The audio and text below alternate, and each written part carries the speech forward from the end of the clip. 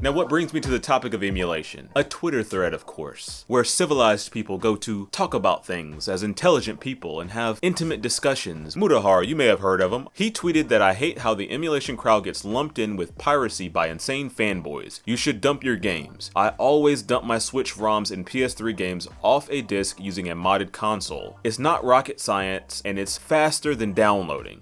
Nintendo isn't paying you. I love that last part. And one reply caught my eye. It said, I hope you know that 95% of the people using emulation don't give a about preserving or similar. They just want to play the game for free. Be it because they don't want to give the publisher money or because they can't afford it. You broke mother. He said you're only emulating because you're a broke boy. Get your paper up. Buy that $500 copy of Earthbound. Get your stacks up, my guy. And the reply was most people emulating are emulating games sold secondhand. That money isn't going to a publisher. It's going to whoever is putting it up for an absurd price. And of course Twitter with the S-tier meme of some like neckbeard holding daggers protecting his billion-dollar company. Chef's kiss to that meme right there. Now what I did is I took an article that listed the 5 most popular emulated consoles and the most popular ROMs that are downloaded for that console. Now what I want to do is go through this top 5 list, take the console, take the most popular game, and see how much they actually cost when buying them from a legitimate site. Okay, so starting off with number 5 on the list is the PSP. This is a Sony PSP 2000 handheld system with charger for a low price of $199.99. Now the most popular ROM that was downloaded for the PSP, now this is not the most popular game that's sold on the PSP necessarily. So with more than 1 million downloads, the most popular game for the PSP was God of War Ghost of Sparta. And on DK Oldies, it is conveniently sold out. Now I looked around and it retails for about $40 to $50. So this price range is legitimate. You know, not unobtainable. For less than $300, you can get a PSP with the most popular downloaded ROM for it. Now, I'm not here to give my opinion and tell you why you should think the same way as me. Now, what if I did try to sensationalize it? What would my thumbnail look like? I have to do some like crazy React base. How did that look? Good?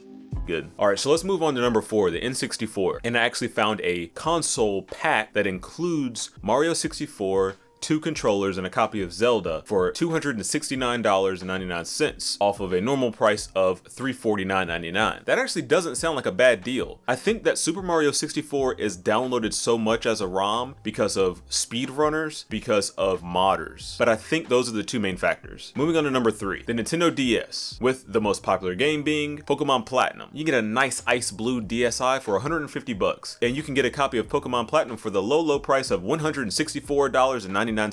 Okay, so next up at number 2, we have the Super Nintendo, the most popular game being Super Mario World. And guess what? I found a pack for the Super Nintendo that includes Super Mario World and a copy of Mario All-Stars. That'll set you back about $294.99. It comes with 2 controllers also, I might add. So not entirely a horrible deal. Now, at number 1, the most emulated console of all time, the Game Boy Advance. I had not seen pixel art look so good until I played the Game Boy Advance. It blew me away how good pixel art could still look. We were in this weird in-between phase with the Game Boy Advance where Nintendo was really pushing 3D graphics with the Nintendo 64 and then with the GameCube, especially with the Nintendo 64, all of its titles being 3D. And you gotta know Game Boy Advance, the number 1 emulated console. If you don't know why, just think about it. The game files are really small. It does not require a lot of power to run. They can run on a cell phone. Damn! Now, I want to leave you with one question. Are ROM hacks piracy? If you don't know what a ROM hack is, basically think of Pokemon the original gen. Let's take Pokemon Red.